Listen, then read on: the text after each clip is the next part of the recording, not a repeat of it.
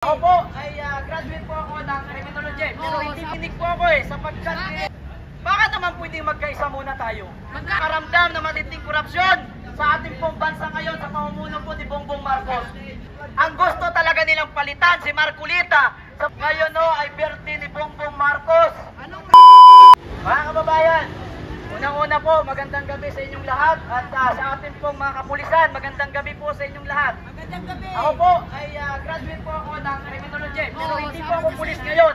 Maaaring tinadha po ng ating Panginoon upang inyo ako ay makasama ngayon. Mga kababayan, nanginginig po ako sapagkat alam naman po natin kung gaano kalaki ang nangyayaring korupsyon sa bansa po natin. Hindi po natin pag-uusapan ang sino mang mga personalidad. Pag-usapan po natin yung mga sangkot sa mga korupsyon ngayon sa bansa natin. Kaya mga kababayan, malinaw ho na lahat ho tayo.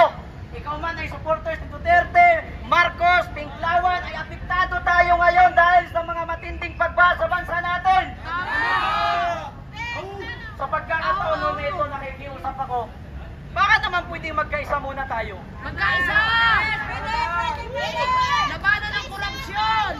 Alam nyo, mga kababayan, gaya sinabi ko, mahal po natin yung mga pulis natin. Sapagkat ang kanila pong tungkulin is to serve and to protect. Para po sa katilan. Tandaan po ninyo, kung may kumakalaban man po sa kanila, yun yung mga NPA.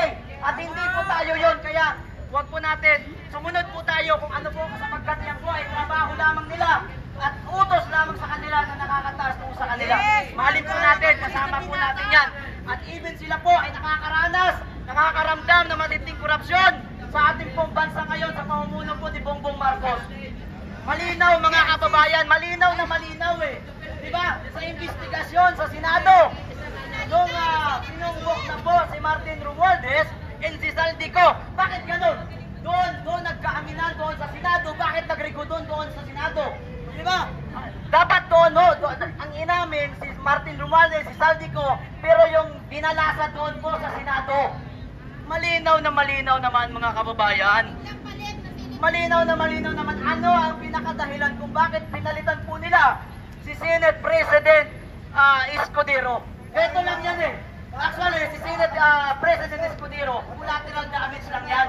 Ang gusto talaga nilang palitan si Marcolita sapagkat ito yung nag-iimbestiga dyan sa mga flood control na yan.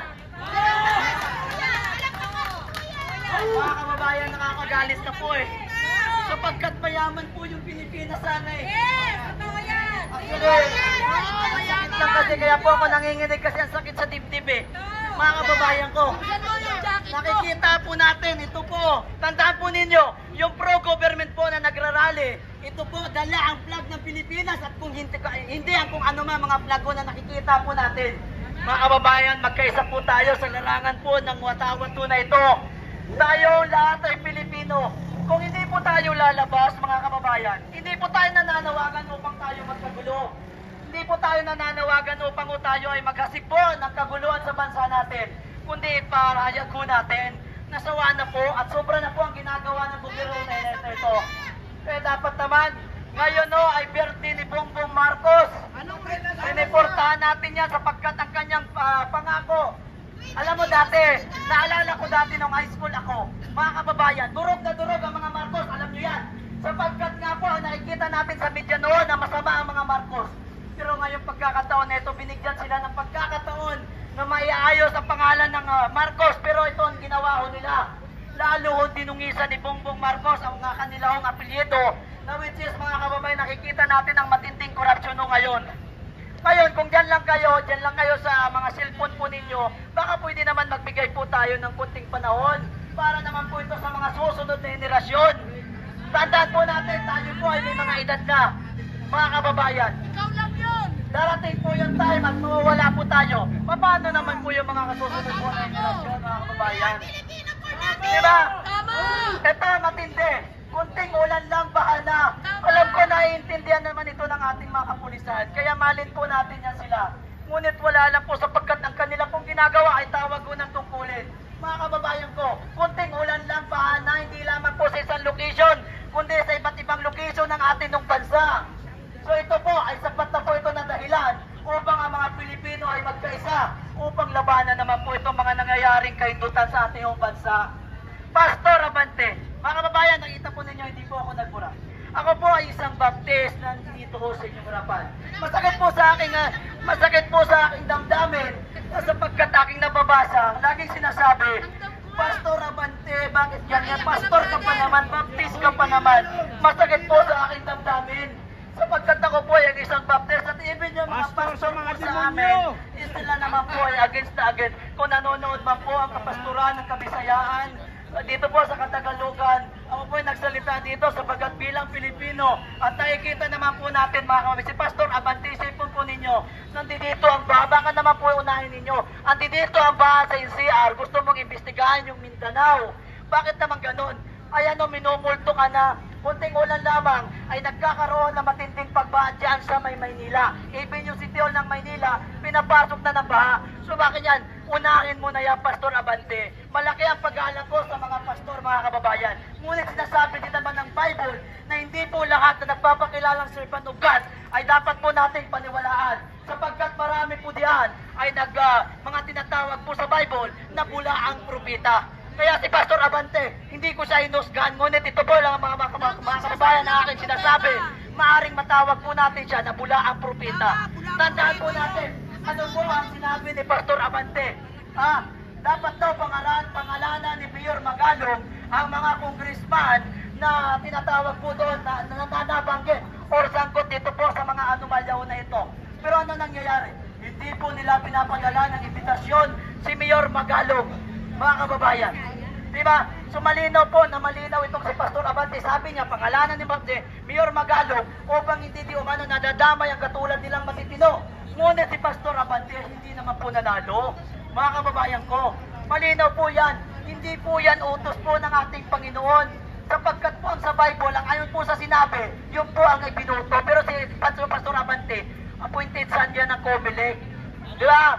So dapat po, ito naman si Saldico, nabanggit na si Saldico, tago-tago na sa ibang bansa. Samantalang noon, grabe ho sila kung makabira. Ngayon, nakikita po natin mga kababayan, kaya magkaisa po tayo para naman po ito sa mga susunod po na henerasyon.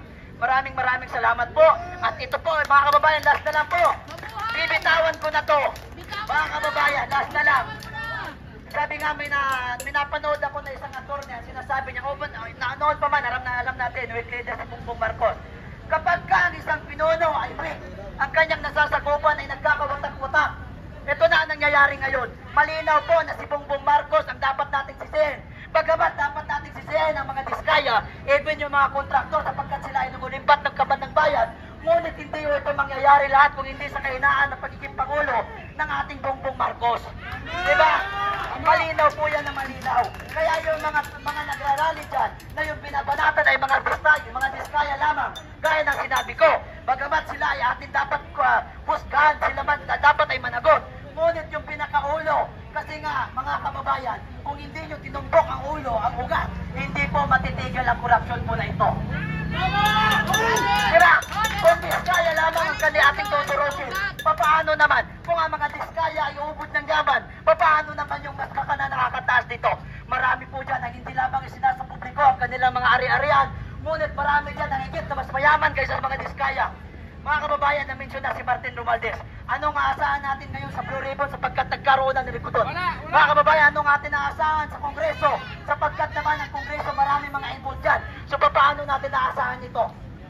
Paano natin? Kaya tayo po ang bibigay ng solusyon. Magsama-sama po tayo kung batid nyo man na kayo naman din ay nahihirapan. Alam nyo kapag ako'y pumupunta sa Maynila sa orasyon ng baha, naawa po ako sa mga senior citizen. Even yung PGS binabaha na dapat yung takbuhan ng mga kababayan natin na mayroong mga sakit. Dapat yan yung pinaka-secured na lugar para po sa may mga sakit po natin ng mga kababayan. Pero ang nangyayari, Diyos ko naman, di ba, ang nangyayari dyan sa PGS, pinapasok na ng baha.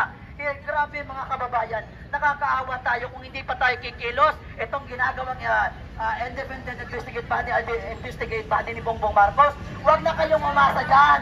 Dahil siya din naman ang pumili niyan.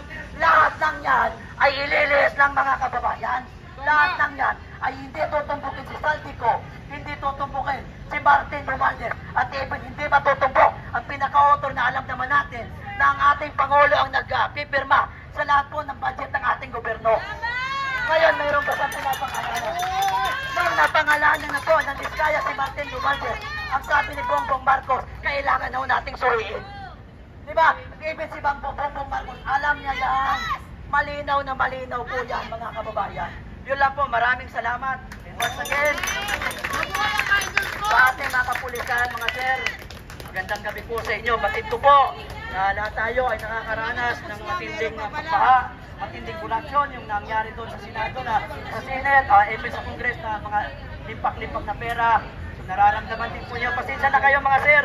And mahalo namin kayo. Magandang gabi and sa ating pong mga kababayan.